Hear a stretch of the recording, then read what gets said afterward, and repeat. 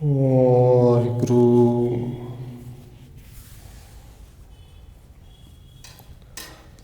ਇੱਕ ਓੰਕਾਰ ਸਤਿਨਾਮ ਕਰਤਾ ਪੁਰਖ ਨਿਰਭਉ ਨਿਰਵੈਰ ਅਕਾਲ ਮੂਰਤ ਅਜੂਨੀ ਸੈਭੰ ਗੁਰ ਪ੍ਰਸਾਦ। ਜੀਤਾ ਜੀਉ ਪਿੰਡ ਸਭ ਤੇਰਾ, ਤੂੰ ਅੰਤਰਜਾਮੀ ਪੁਰਖ ਭਗਵਾਨ। ਦਾਸਨ ਦਾਸ ਕਹੈ ਜਨ ਨਾਨਕ, ਜਿਹਾ ਤੂੰ ਕਰਾਹੀ ਤਿਹਾ ਹਉ ਕਰੀ ਵਖਿਆਣ। ਗੁਰ ਨਾਨਕ ਪਦ ਪੰਕਜ ਬੰਦਨ ਪਾਦ ਪੰਕਜ ਬੰਦਨ। ਸਿਮਰਾਂ ਅੰਗਦ ਦੁਖ ਨਿਕੰਦਨ, ਗੁਰ ਅਮਰਦਾਸ ਹਿਰਦੈ ਨਿਤ ਧਿਆਨ। ਹਿਰਦੈ ਨਿਤ ਧਿਆਨ, ਗੁਰ ਰਾਮਦਾਸ ਗੁਣ ਗਾਉ। ਗੁਰ ਅਰਜਨ ਬਿਘਨ ਨ ਕੇ ਨਾਸਕ, ਬਿਘਨ ਨ ਕੇ ਨਾਸਕ। ਗੁਰ ਹਰਗੋਬਿੰਦ ਸ਼ੁਭ ਸੁਮਤ ਪ੍ਰਕਾਸ਼ਕ। ਸ਼੍ਰੀ ਹਰਿ ਰਾਇ ਨਮੋ ਕਰ ਜੋਰੀ, ਨਮੋ ਕਰ ਜੋਰੀ। ਸ਼੍ਰੀ ਹਰਿ ਕ੍ਰਿਸ਼ਨ ਮਨਾਉ ਮੋਹਰੀ। ਗੁਰੂ ਤੇਗ ਬਹਾਦਰ ਪਰਮ ਕਿਰਪਾਲਾ ਜੀ, ਪਰਮ ਕਿਰਪਾਲਾ। ਗੁਰ ਗੋਬਿੰਦ ਸਿੰਘ ਬਿਸਾਲਾ, ਤਰੁ ਤਾਰਾ ਪਰ ਪੁਨ ਪੁਨ ਸੀਸਾ ਜੀ, ਪੁਨ ਪੁਨ ਸੀਸਾ। ਬੰਦੋ ਬਾਰ ਬਾਰ ਜਗਦੀਸ਼ਾ, ਤਰੁ ਤਾਰਾ ਪਰ ਪੁਨ ਪੁਨ ਸੀਸਾ ਜੀ, ਪੁਨ ਪੁਨ ਸੀਸਾ। ਬੰਦੋ ਬਾਰ ਬਾਰ ਜਗਦੀਸ਼ਾ। ਜਿਸ ਮੈਂ ਅੰਮ੍ਰਿਤ ਗਿਆਨ ਹੈ, ਮਾਣਕ ਭਗਤ ਬੈਰਾਗ। ਸ਼੍ਰੀ ਗੁਰੂ ਗ੍ਰੰਥ ਸਾਹਿਬ ਉਦਦ, ਬੰਦੋ ਕਰ ਅਨੁਰਾਗ। ਏਕ ਓੰਕਾਰਾ ਸਤਿਗੁਰੂ, ਜਿਹ ਪ੍ਰਸਾਦ ਸਚ ਹੋਏ। ਵਾਹਿਗੁਰੂ ਜੀ ਕੀ ਫਤਿਹ ਹੈ, ਬਿਘਨ ਬਿਨਾਸਨ ਸੋਏ। ਏਕ ਓੰਕਾਰਾ ਸਤਿਗੁਰੂ, ਜਿਹ ਪ੍ਰਸਾਦ ਸਚ ਹੋਏ। ਵਾਹਿਗੁਰੂ ਜੀ ਕੀ ਫਤਿਹ ਹੈ। ਬਿਗਨ ਬਿਨਾਸਣ ਸੋਏ। ਵਾਹਿਗੁਰੂ ਜੀ ਚੌਪਈ। ਸ੍ਰੀ ਗੁਰੂ ਕਥਾ ਥੋਰਹਿ ਗਾਈ। ਨਹਿ ਮੋਤੇ ਸਭ ਜਾਏ ਬਣਾਈ। ਪ੍ਰਭ ਕੇ ਮਹਿਮਾ ਉੱਚੋਂ ਉੱਚੀ। ਮੇਰੇ ਮਤ ਹੈ ਨੀਚੋਂ ਨੀਚੀ।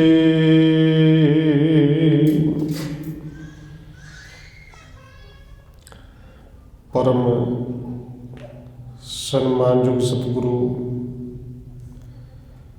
ਚਵਰ ਛਤਰ ਤਖਤ ਦੇ ਮਾਲਕ ਹਾਜ਼ਰਾ ਹਜ਼ੂਰ ਜ਼ਾਹਰਾ ਜ਼ਹੂਰ ਸ਼ਬਦ ਗੁਰੂ ਜੁਗੋਂ ਜੁਗ ਅਟਲ ਸਤਿਗੁਰੂ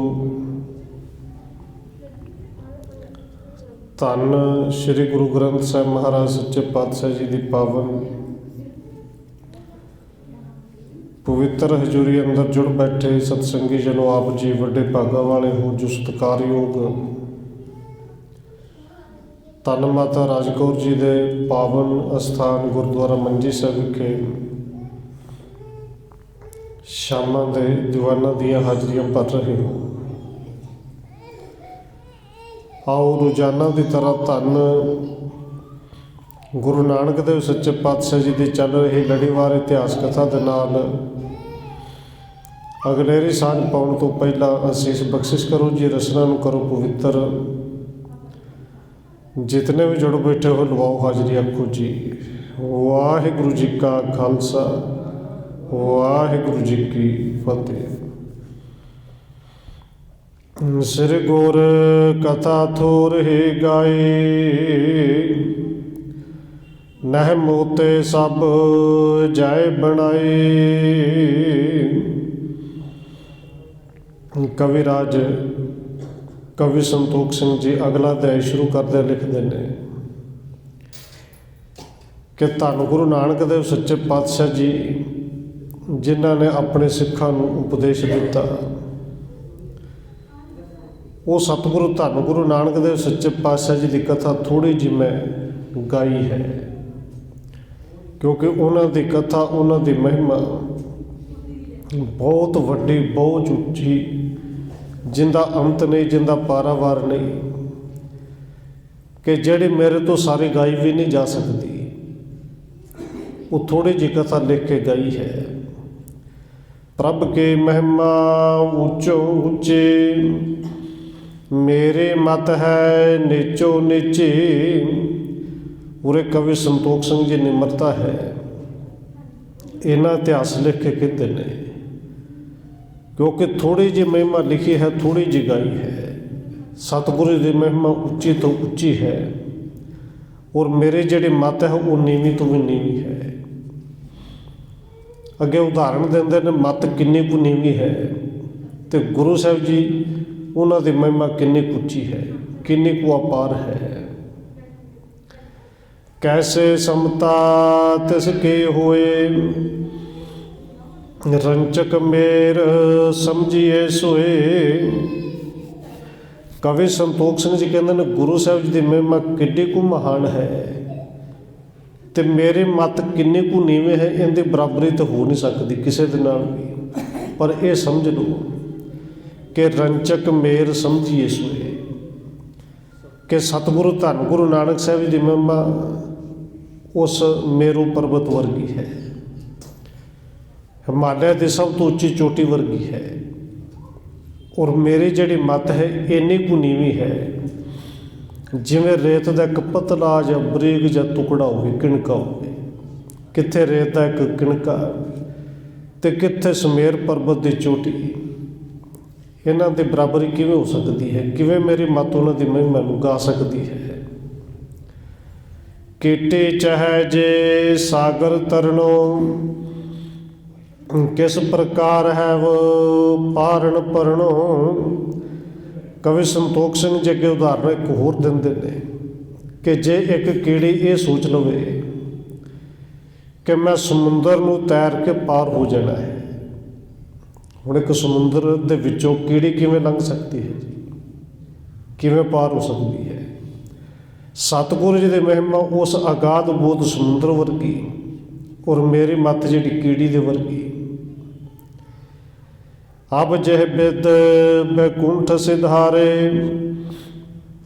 तो मैं कहो सुनो हित धारे। कवि संतोख सिंह जी कहते हैं कि अगे जिवें सतगुरु धन गुरु नानक साहिब जी बैकुंठ नूं गए, जिवें ज्योति जोत समाए, उन्हां दी कथा बड़े प्यार दे नाल मैं हुण उस तरह अगे कहण लग्या ते तुसीं श्रोता जन संगतो बड़े हित दे नाल प्यार दे नाल कथा श्रवण करो। एक दिवस चल दल के शाए बैठे होते भोर जग साई। कवि संतोख सिंह जी कहते एक दिन सवेरे धन गुरु नानक देव सच्चे पातशाह जी पिपल की छां दे थल्ले बैठे हुए सन। महके बड़वा सुधा विशेखी तृण बिहेण जब सगरे देखी। और गुरु साहब जी ने जो देखा कि दोपहर का समा, दोपहर तो बाद जिहड़ियां मझां ने घोड़ियां ने वो भुखियां ने, क्योंकि पशु भुखा होवे नज़र आउंदा है। और सतगुरु जी ने जदों देखा कि अगे कोई इन्हां दे घाह भी नहीं पिया और घाह किते वड्ढिया होया नज़र भी नहीं आ रहा। कमला नाम दास एक आहा तेह बुलाए कै श्री प्रभ कहा। सतगुरु जी का एक सेवक है दास, जिंदा नाम भाई कमला है। और मझां नूं पट्ठा दत्ता जिहड़ा इहदी ही जिम्मेवारी सी। गुरु साहब जी ने कमले नूं, भाई कमले नूं कोल बुलाया ते कहंदे कमलिया भय शुदातुर पशु समूहा आनो तृण जाए निज जूहा। सतगुरु कहते हैं भाई कमलिया पशु भुखे खड़े ने, इन्हां दे अगे घाह नहीं, ते जा खेतों के विचों पट्ठे वड्ढ लिया, घाह लैके आ। सुन तिन बचन प्याना कीना जहाँ विशाल घास को चीना। और सतगुरु क्योंकि सारिਆਂ ਦੇ ਦਾਤੇ ने, वो खेती करते हैं, करवाते हैं, पशु मझां ਜਿਹੜੀਆਂ ने उन्हां दा भी ध्यान रखते हैं। और असल में घाह लैण वास्ते भेजना गुरु साहब जी जानते सन का कारण कुछ होर है। कहते भाई कमला जिहड़ा है वो घाह वड्ढण वास्ते खेतां नूं गया कि देखिया जिथे वड्डा वड्डा घाह है, पट्ठे खड़े ने। तेह छिन आयस को तर बेसा आए त्रै बिद शंभ सुरेसा। जदों भाई कमला वो पट्ठिया वाले जां घाह वाले खेत के कोल पहुंचा, कहते उस वेले जोगियां दा पहरावा पा के 3 देवते, जिन्हों कवि संतोख सिंह जी लिखते हैं कि ब्रह्मा जी, शिव जी जी, इंद्र जी, ये 3 देवते आए। ये आके भाई कमले नूं मिले ने। कमला जात वहर को हेरा नाम ले तब उच्चो टेरा। भाई कमला बाहर खेतों नूं जा रहा सी, कहते उन्हां दे विचों एक जने ने उच्ची दिनी आवाज़ मारी तो आवाज़ भाई कमले का नाम लैके मारी। कहते कमला जी निकट बुलायो बचन उचारा, एक कारज तुम करो हमारा। कहते नाम लैके आवाज़ मारी तो भाई कमले नूं अपने कोल बुलाया। ये देवते जिहड़े जोगियां के रूप दे विच ने, ये कहते हैं भाई तेरे नाल एक काम है, और काम बड़ा जरूरी साडा एक काम करते। ਹੁਣ ਭਾਈ ਕਮਲਾ ਕਹਿੰਦਾ ਦੱਸੋ ਵੀ ਮੈਂ ਕੀ ਕਰ ਸਕਦਾ, ਕਿਹੜਾ ਕੰਮ ਹੈ। ਇਹ ਵਿਭੂਤ ਲੈ ਕੇ ਕਰ ਮਾਹੀ, ਜਾਓ ਸ਼੍ਰੀ ਨਾਨਕ ਕੇ ਪਾਹੀ। ਕਹਿੰਦੇ शिव जी ने थोड़ी जी सवाह जी है भूती दी, सवाह दे के कहता है कि भाई ये विभूत है, इनू सतगुरु धन गुरु नानक साहब सच्चे पातशाह के कोल लै जाओ। जाए दिखावंगो तू जब ही, उत्तर कशो दह प्रभ तब ही। कहते कमला जी जदों जाके गुरु साहब नूं तुसीं सवाह दिखाओगे, विभूत विखाओगे, तो गुरु साहब जी उदों कोई ना कोई तुहानूं उत्तर देणगे, जवाब देणगे। सो सुन कै हम पास कहीजै, जहो अबे नह बिलम करीजै। तो गुरु साहब जी जो भी जवाब देण वो जवाब आके सानूं दस्सो कि गुरु साहब जी की कहंदे ने, ते देर ना करो, छेती जाओ। कमले पिख सरूप तिन केरा, क्रांत मान अत शुभद कनेरा।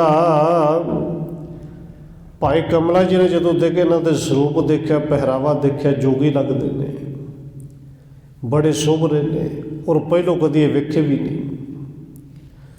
अचरज भयो तबै मन माही, लखे न जाहे के सुर न रियाही। कहते भाई कमला जी वेख के बड़े हैरान भी होंगे, क्योंकि स्वरूप बहुत सोहना है, वेखे पहलों कदे नहीं, समझ नहीं आती देवते ने कि मनुख ने। हटन लगे और भय बेचारा, गुण कै 300 बचन उचारा। इन्हों ने जो कहा ना विभूत लै जा, गुरु साहब जी जवाब कोई देणगे, जवाब लैके आई।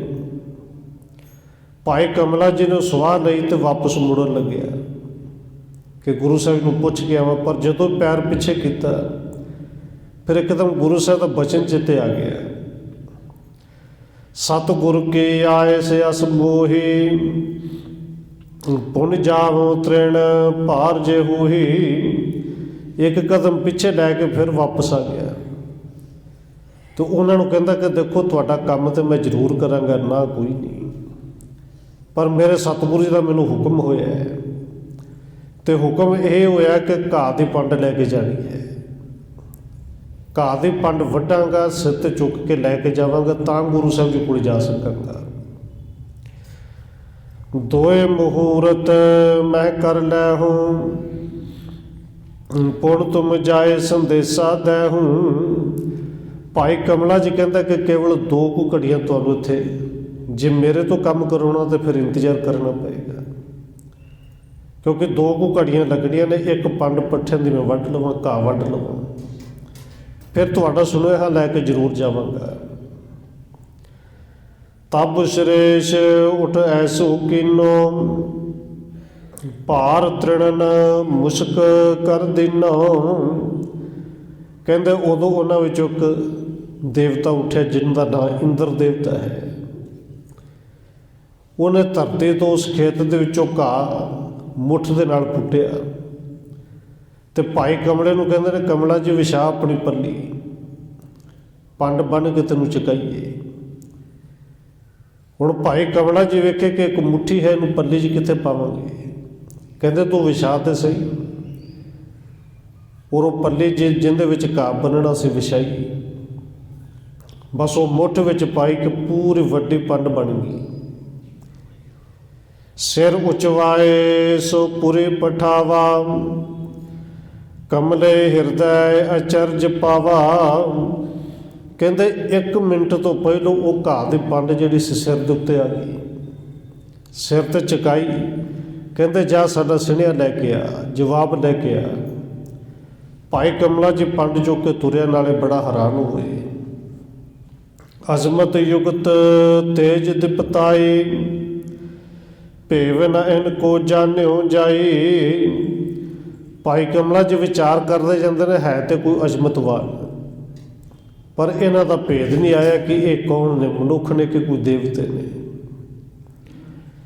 पुर मह तूरण जब ही आवा, पिकत होते प्रभ बचन अलावा। क्योंकि मੱਝਾਂ ਨੂੰ ਜਦੋਂ ਪੱਠੇ ਪਾਉਣ ਜਾਣਾ ਧਰਮਸ਼ਾਲਾ ਦੇ ਕੋਲੋਂ ਲੰਘ ਕੇ ਜਾਣਾ ਸੀ। ਛੇਤੀ ਦੇ ਨਾਲ ਜਦੋਂ ਵਾਪਸ ਵੀ ਆ ਗਿਆ, ਘਾਹ ਦੀ ਪੰਡ ਵੀ ਸਿਰ 'ਤੇ ਚੁੱਕੀ ਹੈ। ਸਤਿਗੁਰੂ ਧੰਨ ਗੁਰੂ ਨਾਨਕ ਸਾਹਿਬ ਜੀ ਨੇ ਵੇਖਿਆ ਤੇ ਆਵਾਜ਼ ਮਾਰੀ, ਕਹਿੰਦੇ ਕਮਲਿਆ, ਕਮਲੇ ਜਸਪਤ ਤ੍ਰਿਣ ਲੈ ਆਇਓ, ਕਿਦੋਂ ਕਿਸੂ ਕੋ ਜਾਏ ਚੁਰਾਇਓ। ਸਤਿਗੁਰੂ ਜੀ ਕਹਿੰਦੇ ਨੇ ਭਾਈ ਕਮਲਿਆ ਬੜੀ ਛੇਤੀ ਘਰ ਲੈ ਕੇ ਆਇਆ,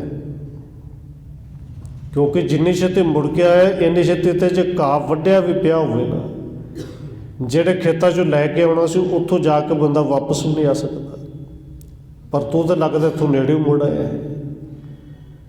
ਕਹਿੰਦੇ ਕਿਦੋਂ ਕਿਸੂ ਕੋ ਜਾਏ ਚੁਰਾਇਓ, ਕਿਸੇ ਦਾ ਚੋਰੀ ਤਾਂ ਨਹੀਂ ਚੁੱਕ ਲਿਆ ਵੱਡਿਆ ਵਡਾਇਆ ਕਿ ਕੰਮ ਸੌਖਾ ਹੋ ਜਾਏ।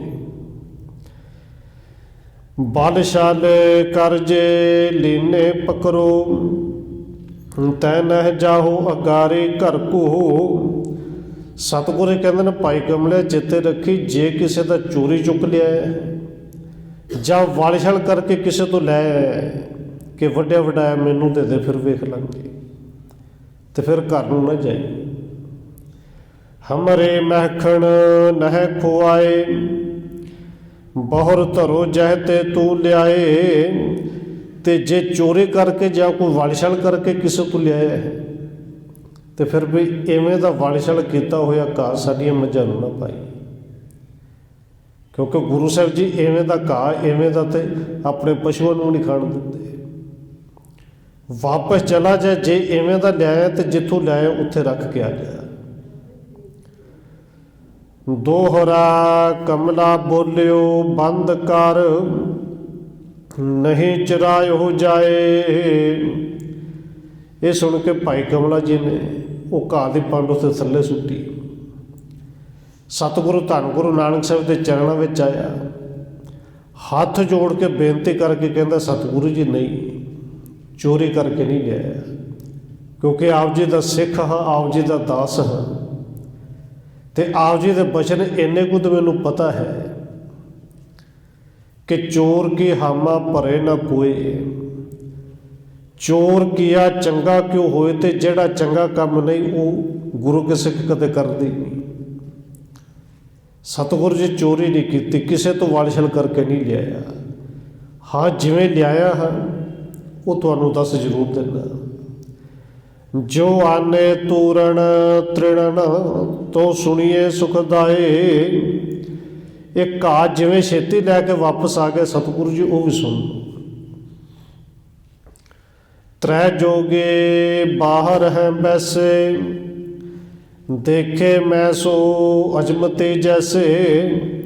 ਸਤਿਗੁਰੂ ਜੀ ਧਰਮਸ਼ਾਲਾ ਤੋਂ ਥੋੜ੍ਹਾ ਅੱਗੇ ਜਾ ਕੇ ਖੇਤਾਂ ਨੂੰ ਜਾਣ ਤੋਂ ਪਹਿਲਾਂ ਹੀ ਇੱਥੇ ਰਾਹ ਦੇ ਵਿੱਚ 3 ਜੋਗੀ ਬੈਠੇ ਨੇ, ਔਰ ਮੈਂ ਉਹਨਾਂ ਨੂੰ ਵੇਖਿਆ, ਬੜੇ ਕਰਾਮਾਤੀ ਨੇ। ਏਕ ਮੁਸ਼ਟ ਮਹਿ ਤ੍ਰਿਣ ਤਿਨ ਲੈ ਕਰ, ਭਾਰ ਵਧਾਏ ਉਚਾਏ ਦਿਓ ਸਿਰ। ਕਹਿੰਦੇ ਉਹਨਾਂ ਨੇ ਬਸ ਇੱਕ ਮੁੱਠੀ ਕੇ 2 ਕੁ ਤੀਲੇ ਥੱਲੇ ਪੱਟੇ ਧਰਤੀ ਤੋਂ ਘਾਹ ਦੇ, ਬਸ ਉਹ ਮੁੱਠ ਸੀ, ਮੁੱਠ ਦੇ 1 ਸਕਿੰਟ ਲੱਗਾ ਕੋ ਪੰਡ ਬਣ ਗਈ। ਉਹ ਭਾਰ ਬਣ ਕੇ ਮੇਰੇ ਸਿਰ ਤੋਂ ਉਹਨਾਂ ਨੇ ਚੁਕਾਇਆ। ਉਹ ਜੋਗੀ ਬਾਹਰ ਬੈਠੇ ਨੇ।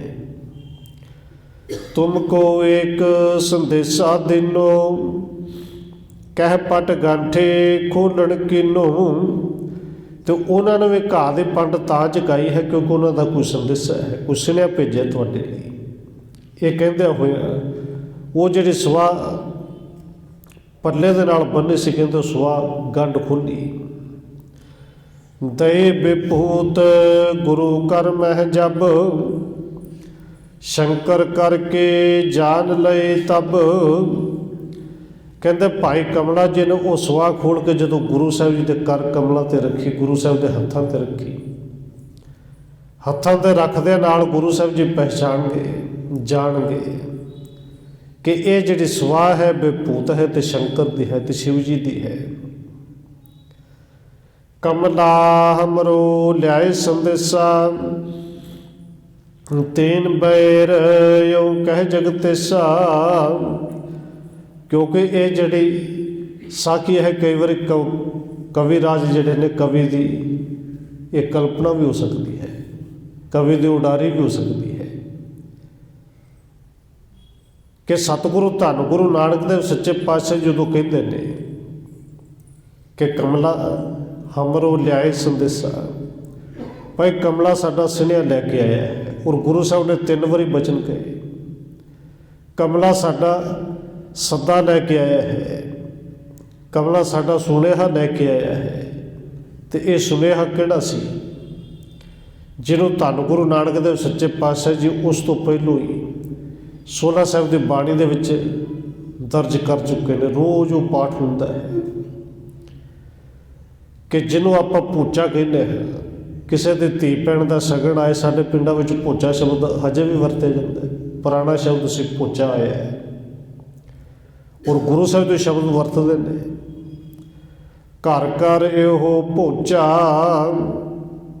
ਸਦੜੇ ਨਿਤ ਪਵਨ। ਇਹ ਜਿਹੜਾ ਸੁਨੇਹਾ ਲੈ ਕੇ ਆਇਆ ਨਾ ਭਾਈ, ਇਹ ਘਰ ਘਰ ਦੇ ਵਿੱਚ ਹਰ ਵੇਲੇ ਆ ਰਿਹਾ ਹੈ।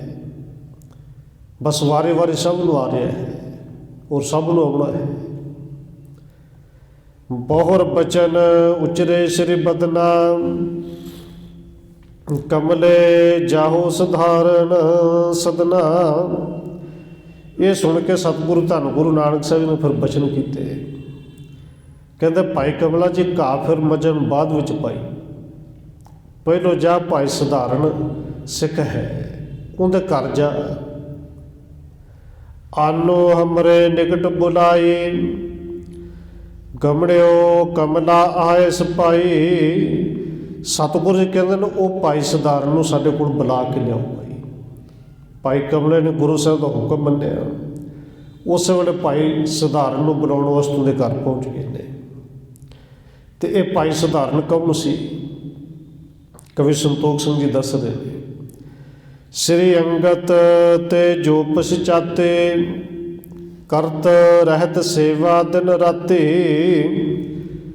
ਕਿ ਧੰਨ ਗੁਰੂ ਅੰਗਦ ਦੇਵ ਸੱਚੇ ਪਾਤਸ਼ਾਹ ਜਦੋਂ ਖਡੂਰ ਸਾਹਿਬ ਚਲੇ ਗਏ,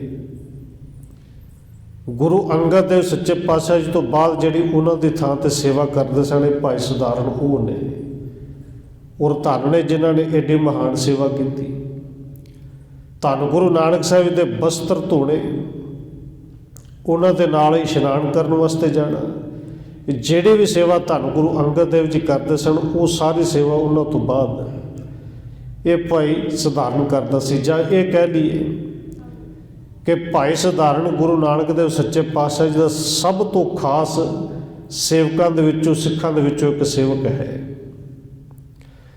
ਸਗਰੇ ਬਸਤਰ ਸ਼ਵਸ਼ ਸੁਕਰਹੀ, ਚਰਨ ਪਖਾਰ ਹਰਖ ਔਰ ਭਰਹੀ। ਕਹਿੰਦੇ ਇਹ ਭਾਈ ਸਧਾਰਨ ਗੁਰੂ ਸਾਹਿਬ ਦੇ ਬਸਤਰ ਜਿਹੜੇ ਨੇ ਉਹ ਧੋ ਕੇ ਸੁਕਾ ਕੇ ਸਾਫ਼ ਕਰਦਾ ਹੈ, ਗੁਰੂ ਸਾਹਿਬ ਦੇ ਚਰਨਾਂ ਨੂੰ ਧੋਣ ਦੀ ਸੇਵਾ ਕਰਦਾ ਹੈ।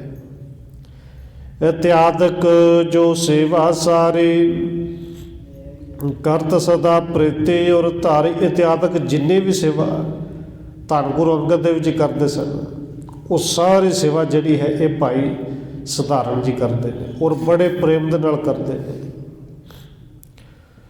ਸੋ ਬੁਲਵਾਏ ਲੀਣ ਨਿਜ ਸੰਗਾ, ਗਮਣੇ ਬਾਹਰ ਗੁਰੂ ਅਤੰਗਾ। ਕਹਿੰਦੇ ਉਹ ਭਾਈ ਸਧਾਰਨ ਜੀ ਆ ਗਏ, ਆ ਕੇ ਸਤਿਗੁਰੂ ਜੀ ਨੂੰ ਨਮਸਕਾਰ ਕੀਤੀ। ਤੇ ਸਤਿਗੁਰੂ ਜੀ ਕਹਿੰਦੇ ਨੇ ਭਾਈ ਸਧਾਰਨ ਜੀ ਚੱਲੋ, ਸਾਡੇ ਨਾਲ ਚੱਲੋ। ਨਾਲ ਲੈ ਕੇ ਧਰਮਸ਼ਾਲਾ ਤੋਂ ਬਾਹਰ ਨੂੰ ਖੇਤਾਂ ਵਾਲੇ ਪਾਸੇ ਸਤਿਗੁਰੂ ਜੀ ਚੱਲ ਪਏ। ਦੌਰ ਦਾਸ ਸਭ ਦੀਨ ਹਟਾਈ, ਪਹੁੰਚਤ ਭਏ ਜਾਏ ਤਿਹ ਥਾਈ। ਕਹਿੰਦੇ ਹੋਰ ਬਾਕੀ ਦੇ ਸੇਵਕ ਵੀ ਉਹ ਗੁਰੂ ਸਾਹਿਬ ਦੇ ਨਾਲ ਨਾਲ ਹੀ ਜਾਂਦੇ ਹੁੰਦੇ ਸਨ। ਬਹੁਤੇ ਗੁਰੂ ਸਾਹਿਬ ਨੇ ਬਾਕੀ ਸਾਰਿਆਂ ਨੂੰ ਪਿੱਛੇ ਹਟਾ ਦਿੱਤਾ ਕਿ ਭਾਈ ਸਾਡੇ ਨਾਲ ਹੋਰ ਕੋਈ ਨਹੀਂ ਜਾਏਗਾ, ਇਕੱਲਾ ਭਾਈ ਸਧਾਰਨ ਜਾਏਗਾ।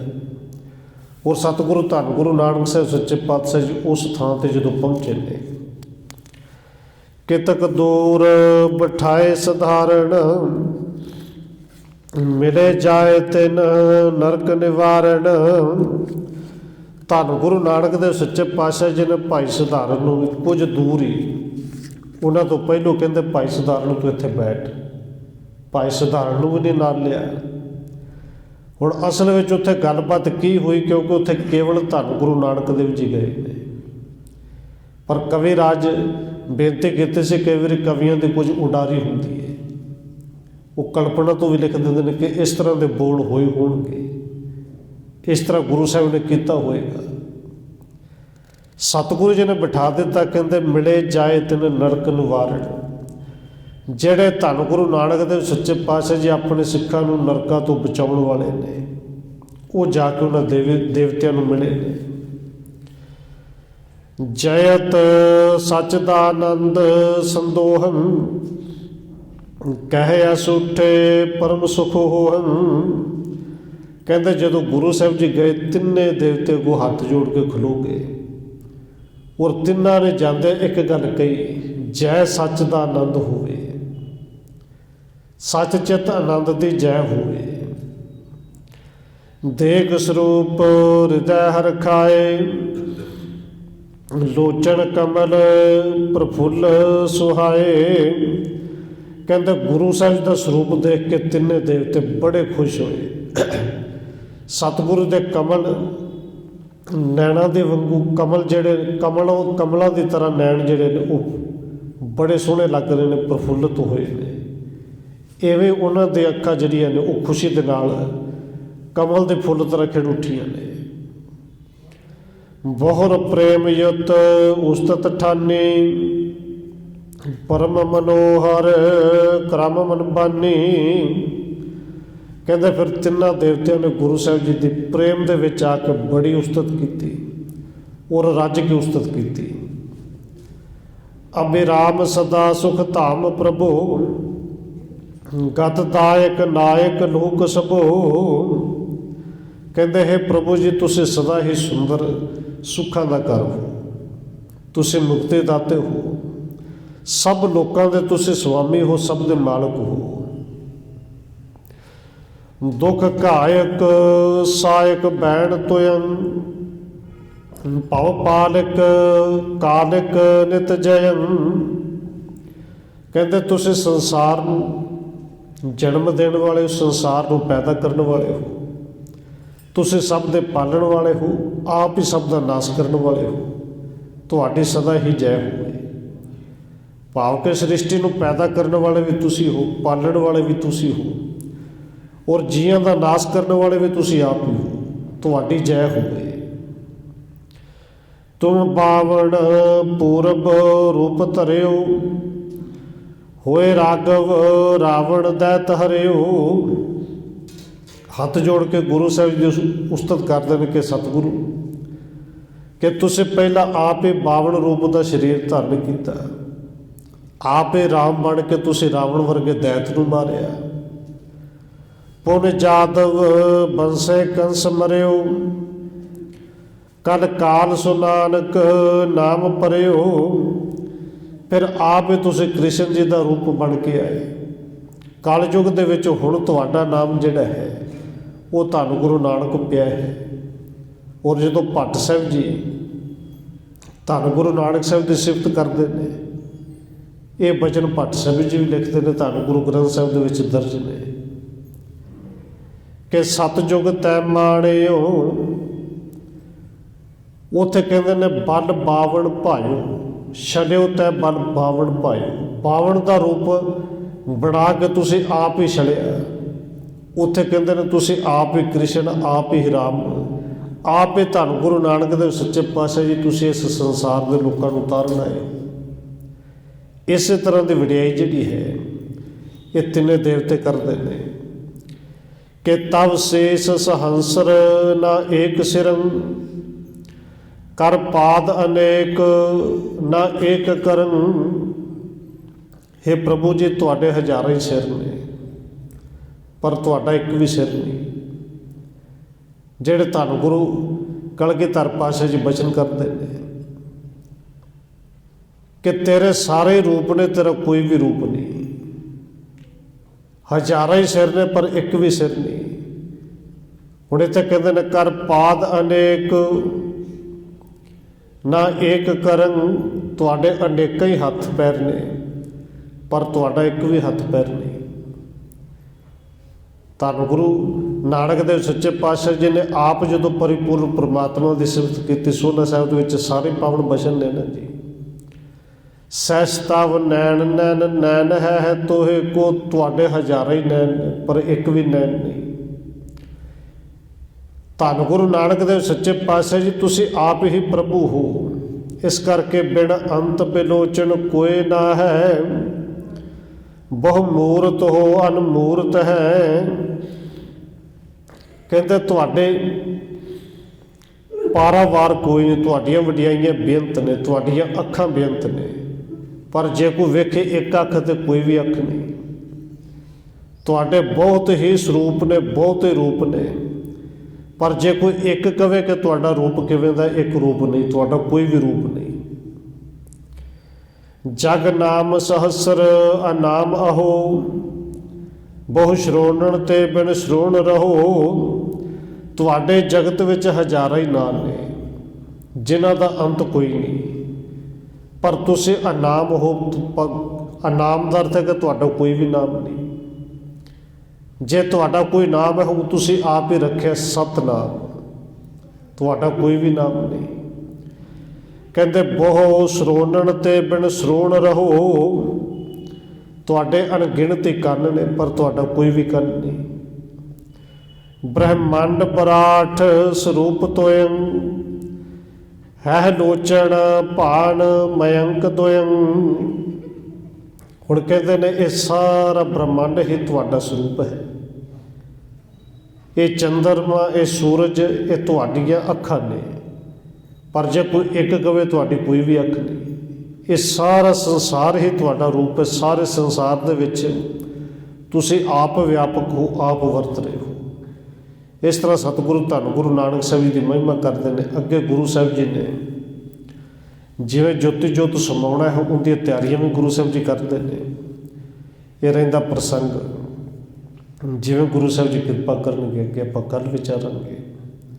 ਹੋਈਆਂ ਭੁੱਲਾਂ ਦੀ ਖਿਮਾ। ਆਓ 1-2 ਮਿੰਟ ਹੋਰ ਰਸਨਾ ਦੇ ਨਾਲ ਹਾਜ਼ਰੀ ਲਵਾਈਏ, ਫਿਰ ਸਮਾਪਤੀ ਹੈ ਜੀ। ਵਾਹਿਗੁਰੂ ਵਾਹਿਗੁਰੂ ਵਾਹਿਗੁਰੂ ਵਾਹਿਗੁਰੂ।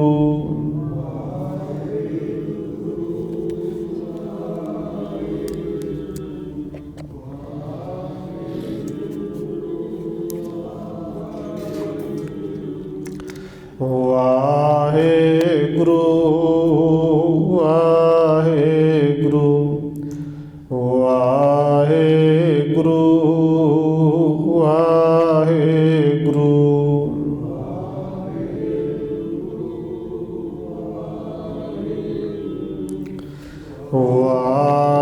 ਵਾਹਿਗੁਰੂ।